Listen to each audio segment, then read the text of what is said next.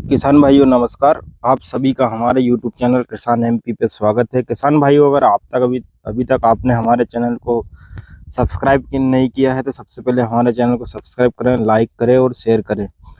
ज़्यादा से ज़्यादा किसान तक हमारी वीडियो को पहुँचाए साथियों।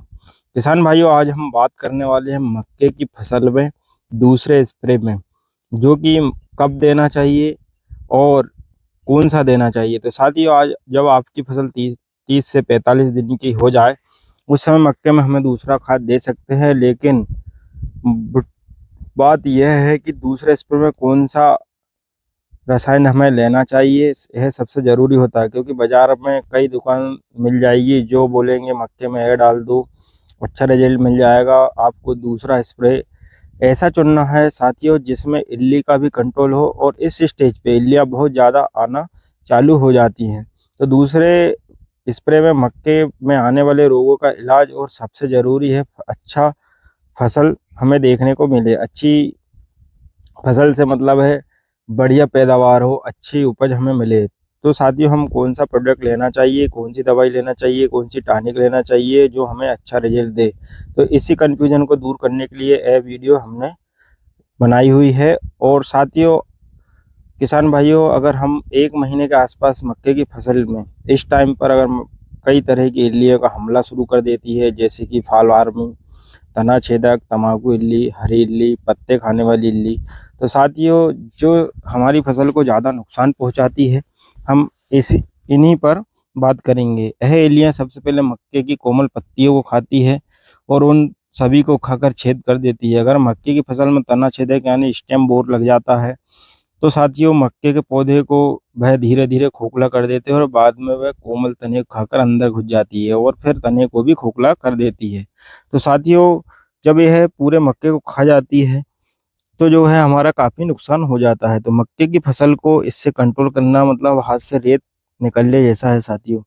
तो हम बात करेंगे फाल आर्मी कि जब जो है पत्ती को खाकर अपने अंडे देती है और इन अंडों से लार्वा निकलता है। यह लार्वा सबसे ज़्यादा खतरनाक होता है साथियों। यह मक्के की फसल की पत्ती, डंठल, भुट्टे खाकर बहुत नुकसान पहुंचाता है। और सबसे हैरानी की बात यह है कि फाल आर्मी मक्के की वानस्पतिक अवस्था से लेकर भुट्टे बनने तक का सफर, तब तक हमारी फसल को नुकसान पहुंचाता है। तो साथियों, भुट्टे बनना चालू होता है मक्के की फसल, तो धीरे धीरे उस भुट्टे के अंदर चला जाता है और वह दाने को भी नहीं बनने देता है। तो यह वह टाइम साथियों कि यह दाने को भी चट कर जाता है, जिससे हमारी उपज का 80 से 70% तक नुकसान हो जाता है एक।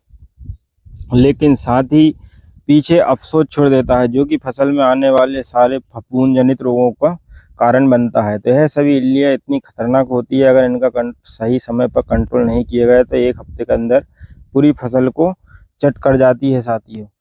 तो हम बात करेंगे ऐसे ही स्प्रे की, जो हम दूसरे स्प्रे में करने वाले कीटनाशक या इल्ली मार का उपयोग करना चाहिए, इन्हें पूरी तरह खत्म कर दे इसी स्टेज पर।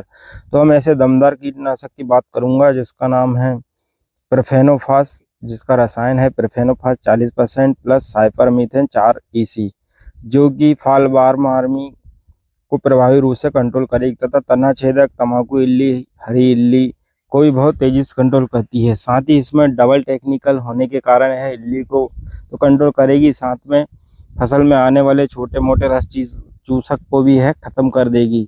अगर हम इस डोज की बात करें तो साथियों इसका डोज हमें 400 से 600 ml प्रति एकड़ के हिसाब से उपयोग करना है। साथ किसान भाइयों, यह बात याद रहे कि इल्लियों के कंट्रोल तो हो जाएगा, लेकिन अटैक के साथ साथ आपकी फसल रस चूसक से भी हमला बढ़ रहा है। तो आप इसके साथ ही जो है एक्टिवेटेड नीम ऑयल का जरूर उपयोग करें। यह फसल में आने वाले सफ़ेद मक्खी, हरा माहू, हरा तेला और सभी प्रकार के प्रभावी रूप से कंट्रोल करती है। जैसे कि नीम ऑयल पौधे की पत्तियों के ऊपर छिड़काव करेंगे तो यह पत्ती के ऊपर कड़ापन आ जाता है, जिसकी वजह से रससूचक कीट से पत्तियों में पर अगर मौजूद भी है तो वे तुरंत मर जाएंगे। अगर वह फसल पर अटैक करने का सोचेंगे तो पत्ती में इतना कड़ापन आ जाता है कि वह अटैक नहीं कर पाते। इल्लियाँ तो जैसे ही पौधे से भाग जाएंगी, उन्हें कड़वेपन का एहसास हो जाएगा और वह धीरे धीरे खाना बंद करेगी, कुछ समय में वह मर जाएगी। तो साथियों, अगर हम नीम ऑयल की डोज की बात करें इसका डोज हमें 400 ml प्रति एकड़ रखना है। अब बात करते हैं सबसे ज़रूरी मुद्दे की कि हमें टॉनिक कौन सी लेना है। तो साथियों हमें इस मक्के की फसल में फुटाव अच्छा बढ़वा और अच्छे तरीके से भुट्टे बने, इसके लिए मोटा दाना और अच्छे दाने से भरा है। इसीलिए हमें नंबर 1 टॉनिक का स्प्रे करना है, जो कि है हमारी पोषक सुपर, जिसमें जिबलिक एसिड होता है। साथ ही 0.01% जिबलिक एसिड और प्लांट रेगुलेटर है। यह करता क्या है, पौधे की वृद्धि में मदद करता है और जितने पौधे की वृद्धि चाहिए उतनी ही वृद्धि ले आता है। अनावश्यक वृद्धि को बिल्कुल मदद नहीं करता, जिससे कि मक्के की फसल में भुट्टे बन रहे हैं, अच्छे मोटे दाने बनेंगे और दाने की क्वालिटी भी बहुत अच्छी होगी और दाना अच्छे से भराएगा। तो साथियों जिबलिक एसिड की डोज की बात करें तो यह 200 मिलीलीटर प्रति एकड़ के हिसाब से हमें छिड़काव करना है। इसी टाइम पर किसान भाइयों होता क्या है, मक्की फसल में कई प्रकार के रोग का भी प्रकोप देखने को मिलता है, जैसे कि तना, सड़न, झुलसा, ऊनी मिल रोग। इस प्रकार के रोग को भी सबसे बेस्ट कंट्रोल और किफायती फफूंदनाशक है। तो साथियों फफूंदनाशी है जिसमें मैंकोजेब 75% WP होता है। यह करता क्या है, मक्के की फसल में जितने प्रकार के फफूंदजन्य रोग आ रहे हैं उनको पूरी तरह खत्म करता है। इसकी अगर हम डोज की बात करें तो 600 से 800 ग्राम प्रति एकड़ के हिसाब से इसका उपयोग करना है। लेकिन साथियों एक बात का याद रहे कि हमेशा बारिश के मौसम में कई बार ऐसा होता है कि जब हम स्प्रे करते हैं तो कुछ घंटे बाद ही बारिश हो जाती है, तो हमारी दवाई बर्बाद हो जाती है। तो इसके लिए आप इसमें जो है सिलिकॉन बेस चिप्पू का इस्तेमाल करें 5 ml 15 लीटर पानी के हिसाब से, जिससे आपको बहुत बड़ा फायदा होगा और दवा हमारी सभी अच्छी तरीके से फैलेगी। और होगा क्या कि इसमें जैसे ही हम दवा का स्प्रे करते हैं तो यह पूरी तरीके से फैल भी जाएगी। तो साथियों इसका हमें अच्छा रिजल्ट मिलेगा।